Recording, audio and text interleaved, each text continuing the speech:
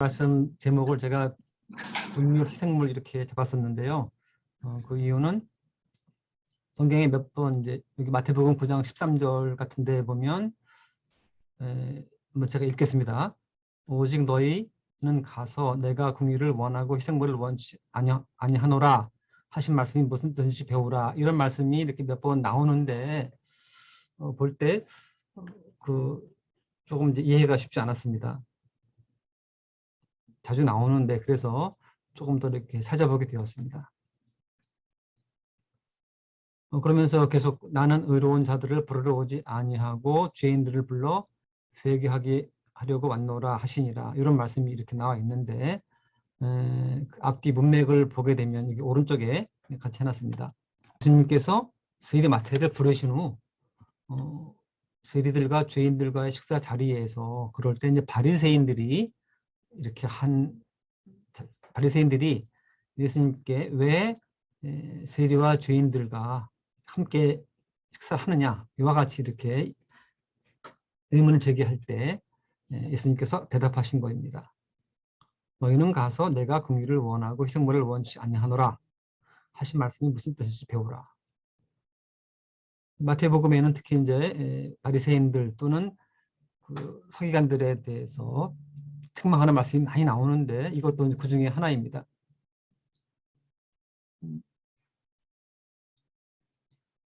그래서 긍휼을 원하고 희생물을 원치 아니하노라 하고 이렇게 그들에게 뭔가 이렇게 깨우침을 주시는데 그렇게 자명하진 않더라고요, 저 말씀이.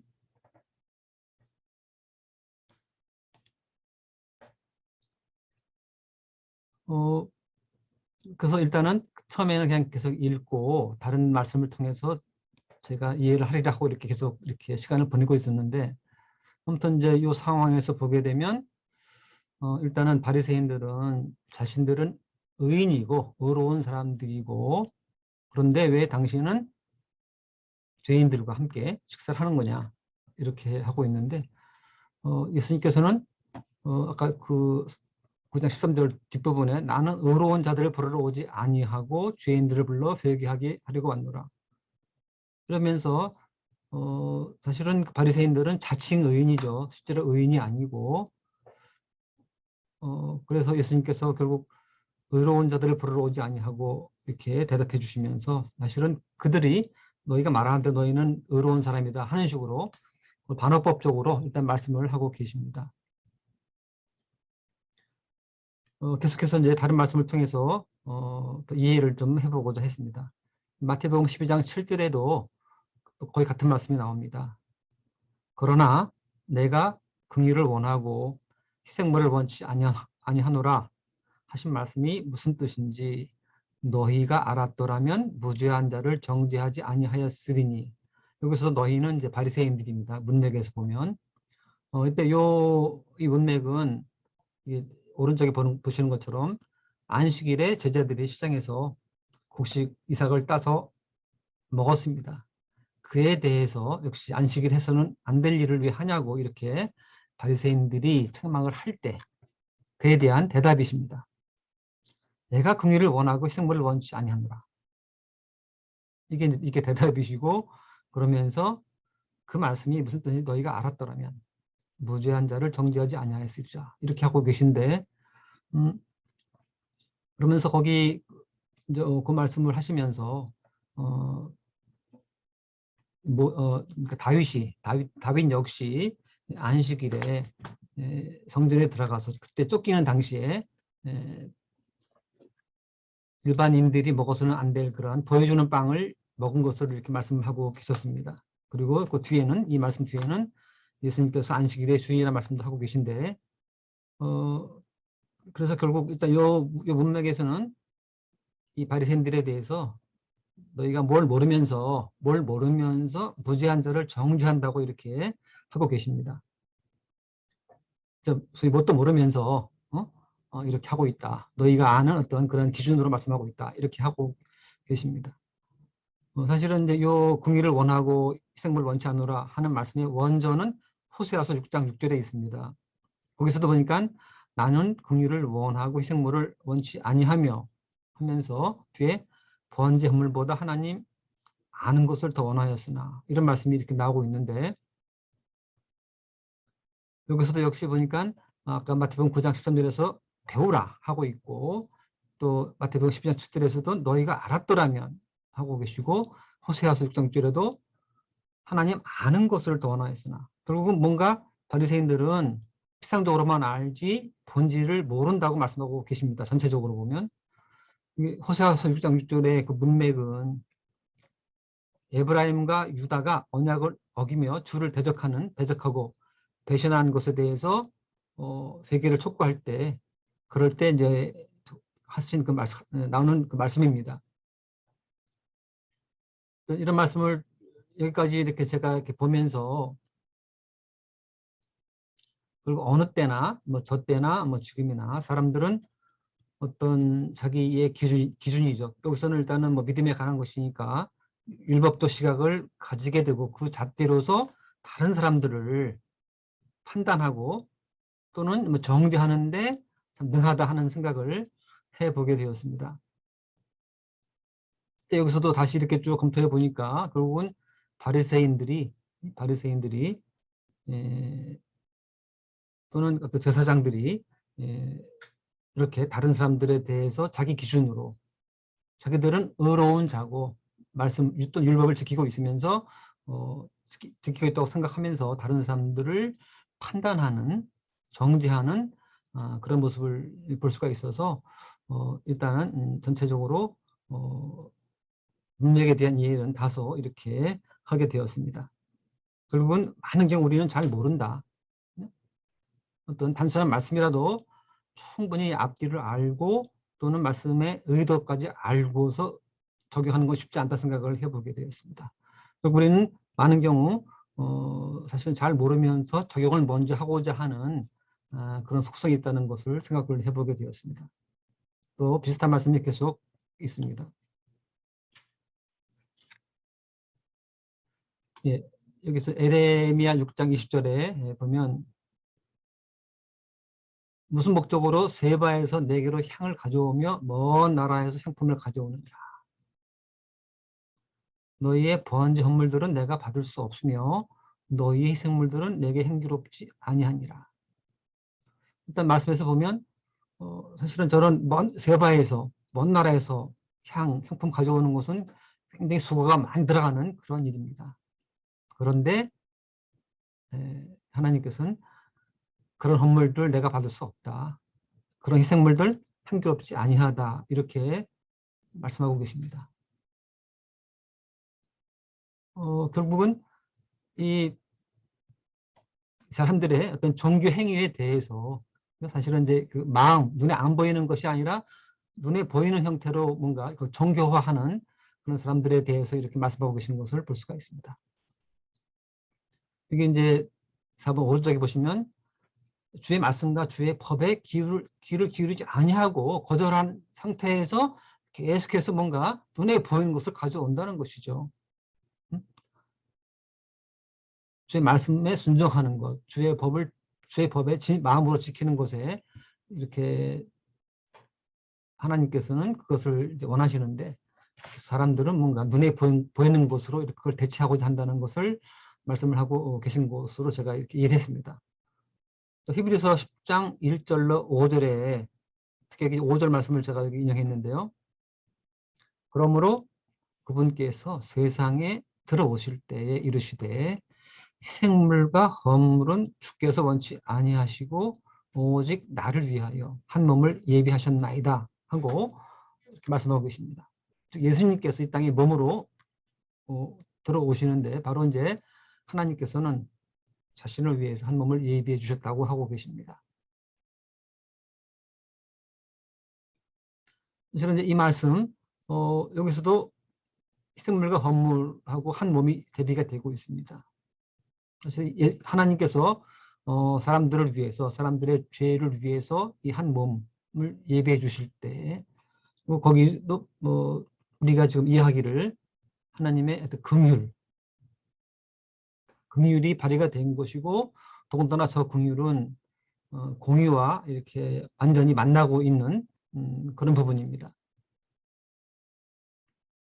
제가 이해할 때는 하나님께서 이렇게 새로운 믿음의 법을 이렇게 제정하시는데 그것이 하나님에게만 의로움은 되지 않고 소위 이제 사람들에게 또는 저 대적인 사단에게조차도 그것은 의로움이 되어야 되는데 그래서 한 몸을 예비하시고 예수님께서 십자가에서 돌아가시는 그런 모습 바로 그 십자가에서 공일과 공의가 만나고 그것은 이제 전적으로 하나님도 의롭고 그를 믿는 우리도 의롭고 또한 그를 보고 있는 사단조차도 이제 그 의로움에 대해서 이의제기할 수 없는 그러한 완전한 어떤 이런 뜻이 여기서 이제 이루어진 걸 볼 수가 있었습니다.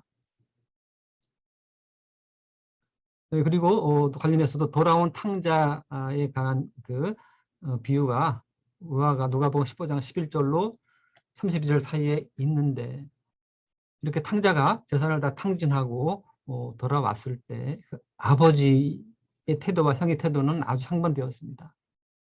아버지는 그야말로 아주 개선, 정말로 많은 일을 이루고 온 그런 아들인 것처럼 그렇게 버선발로 뛰어나가시고 또 잔치를 베풀어 주시고 좋은 옷을 입히고 한 반면에 형은 아주 불만, 그죠? 너무나 그것이 이제 마음에 들지 않아서 아버지께 따지고 들었습니다. 여기서 아버지는 긍휼의 그 마음으로 나오신 것이고 이 형은 희생물, 그죠? 결국은 율법적인 그 잣대를 가지고서 나는 이렇게 어렵게 했는데 저 아들은 그렇지 않다 하는 그런 마음을 가지고 있는 것으로 이렇게 제가 이해를 하게 되었습니다. 결국 우리가 지금 살아갈 때 또는 교회에서 여러 가지 활동을 할 때 결국 긍휼과 희생물이라는 저 두 가지 여기 대비되고 있는 저 부분에서 우리 많은 경우는 희생물, 바리새인처럼 희생물 관점에서 볼 때가 많은 것을 제가 생각을 해보고 저도 그래서 많은 뭐랄까 그 반성을 하게 되었습니다. 이 긍휼의 태도, 이건 긍휼은 살리는 것이고 희생물은 정죄에 가까운 그런 것이라는 것을 보게 되었고요. 그리고 이제 한 가지만 더 말씀을 드리도록 하겠습니다. 이제 7번인데요. 사무엘상 15장 18절로 23절 사이에 있는 그런 말씀에서 말씀을 지금 시간상 이제 찾지는 않겠습니다. 거기 보면 하나님께서는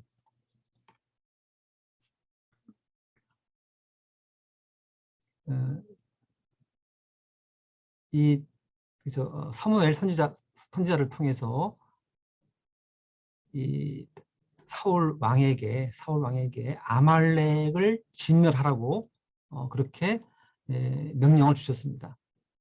그런데 정작 이 사울은 굉장히 좋은 것들을 그들의 왕인 아각을 포함해서 좋은 것들을 죽이지 않고 가져온 것을 볼 수가 있습니다. 잠시 제가 말씀을 한번 조금 읽어보는 게 좋겠습니다. 15절에 사울이 이르되 그들이 그것들을 아말렉 족속에게서 끌어왔나이다 이런 대답을 하고 있는데 백성이 주 당신의 하나님께 희생물을 드리려고 양과 소들 중에서 가장 좋은 것을 남겼으며 나머지는 우리가 진멸하였나이다 하매, 그러니까 하나님께 희생물을 드리려고 양과 소들 중에서 가장 좋은 것을 남겼으며 나머지는 우리가 진멸하였나이다. 하나님의 명령은 모두 진멸하도록 명령을 내렸는데 그의 변명은 하나님께 희생물을 드리려고 좋은 것을 남겼다고 하고 있습니다. 그럴 때 18절을 보겠습니다. 다시 이제 사울의 사무엘의 말입니다. 주께서 왕을 보내 이동하게 하시며 말씀하시기를 가서 주인인 아말렉 족속을 진멸하되 그들이 소멸되기까지 그들과 싸우라 하셨나이다. 그런데 어찌하여 왕이 주의 음성에 순종하지 아니하고 노량물에만 날아가 주의 눈앞에서 악한 일을 행하나이까 하니 이렇게 따져 물었을 때 사울이 대답합니다. 20절에 사울이 사무엘에게 이르되 참으로 나는 주의 음성에 순종하여 주께서 나를 보내신 길로 가서 아말렉 왕 아각을 끌어왔고 아말렉 도성을 진멸하였으나 다만 백성이 길갈에서 주 당신 하나님께 생모를 드리려고 노략물 중에서 양과 소와 또 마땅히 진멸시켜야 할 것들 중에서 가장 좋은 것을 취하였나이다 하매 이런 이제 문답이 있고 나서 22절에 3회 이르되 주께서 주의 음성에 순종하는 것만큼 번제 헌물과 희생물을 크게 기뻐하시나이까 보소서 순종 희생 헌물보다 낫고 귀를 기울이는 것이 수양의 기름보다 나으니 거역하는 것은 마술제와 같고 완고한 것은 불법과 우상 숭배와 같나이다. 이런 말씀이 이렇게 제시가 되면서 결국 그 사울의 그 변명 아닌 변명은 내가 순종하였고 하나님께 희생물을 드리려고 좋은 것들은 남겨왔다. 이런 식의 이제 답변을 하고 있습니다. 그는 그때까지도 자기가 무엇을 잘못하였는지를 알지 못하는 상태였습니다. 그걸 보면서 우리도 많은 경우 순종은 온전히 순종하는 것이 순종인데 때때로는 거기에 다른 것을 섞으면서 순종하는 것으로 스스로 자부하고 있지 않은가 하는 생각을 해보게 되면서 이 말씀은 어쨌든 이해는 비교적 용이했습니다.